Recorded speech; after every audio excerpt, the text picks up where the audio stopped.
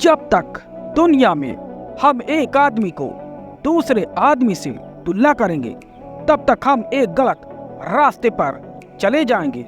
वह गलत रास्ता यह होगा कि हम हर आदमी में दूसरे आदमी जैसा बनने की इच्छा पैदा करते हैं, जबकि कोई आदमी किसी दूसरे जैसा ना बना है और ना बन सकता है। राम को मरे कितने दिन हो गए या क्राइस्ट को मरे कितने दिन हो गए, दूसरा क्राइस्ट क्यों नहीं बन पाता? और हजारों हजारों क्रिश्चियन कोशिश में तो 24 घंटे लगे हैं कि क्राइस्ट बन जाएं, और हजारों हिंदू राम बनने की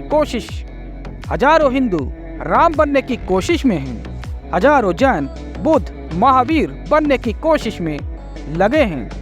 बनते क्यों नहीं एकाध दूसरा क्राइस्ट और दूसरा महावीर पैदा क्यों नहीं होता? क्या इससे आंख नहीं खुल सकती आपकी? मैं रामलीला के रामों की बात नहीं कर रहा हूँ जो रामलीला में बनते हैं राम, न आप समझ ले कि उनकी चर्चा कर रहा हूँ। कई लोग राम बन जाते हैं, वैसे तो कई लोग बन जाते हैं। कई लोग बुद्ध जैसे कपड़े लपेट लेते हैं और बुद्ध बन जाते हैं। कोई महावीर जैसा कपड़ा लपेट लेता है या नंगा हो जाता है और महावीर बन जाता है। उनकी बात नहीं कर रहा हूँ। वे सब रामलीला के राम हैं, उनको छोड़ दें। लेकिन राम कोई दूसरा पैदा होता है या आपको जिंदगी में भी पता चलता है कि ठीक एक आदमी जैसा दूसरा आदमी कहीं हो सकता है?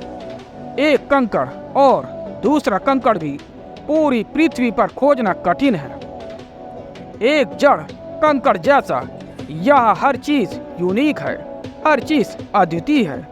और जब तक हम प्रत्येक की अद्वितीय प्रतिभा को सम्मान नहीं देंगे तब तक दुनिया में प्रतियोगिता रहेगी, प्रतिस्पर्धा रहेगी। जब तक दुनिया में मार काट रहेगी तब तक दुनिया में हिंसा रहेगी। तब तक दुनिया में सब बेईमानी के उपाय करके आदमी आगे होना चाहेगा जैसे दूसरा होना चाहेगा। और जब हर आदमी दूसरे जैसा होना चाहता है तो क्या फल होता है? फल यह होता है अगर एक बगीचे में सब फूलों का दिमाग फिर जाए या बड़े बड़े आशीर्वादी नेता वहां पहुंच जाए या बड़े बड़े शिक्षक वहां पहुंच जाएं और उनको समझाए कि देखो चमेली का फूल चंपा जैसा हो जाए, चमेली का फूल चंपा जैसा, चंपा का फूल जूही जैसा, क्योंकि देखो जूही कितनी सुंदर है। और सब फूलों को अगर पागलपन आ जाए, हालांकि नहीं आ सकता क्योंकि आदमी से पागल फूल नहीं है। आदमी से ज्यादा जड़ता उनमें नहीं है कि वे चक्कर में पड़ जाए। शिक्षकों के, उपदेशकों के, सन्यासियों के, साधुओं के, आदर्शवादियों के चक्कर में कोई फूल नहीं पड़ेगा। लेकिन फिर भी समझने, कल्पना कर ले कि कोई आदमी पहुंच जाए और समझाए उनको और वे चक्कर में आ जाए और चमेली का फूल चंपा का फूल होने लगे तो क्या होगा?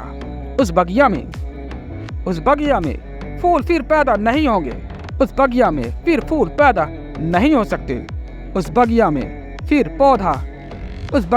फिर पौधे मुरझा जाएंगे, मर जाएंगे। क्यों? क्योंकि चंपा लाख उपाय करे तो चमेली नहीं हो सकती। वह उसके स्वभाव में नहीं है, वह उसके व्यक्तित्व में नहीं है, वह उसकी प्रकृति में नहीं है। चमेली तो चंपा हो ही नहीं सकती। लेकिन क्या होगा? चमेली होने की कोशिश में वह चंपा भी नहीं हो पाएगी। वह जो हो सकती थी उससे भी वंचित रह जाएगी।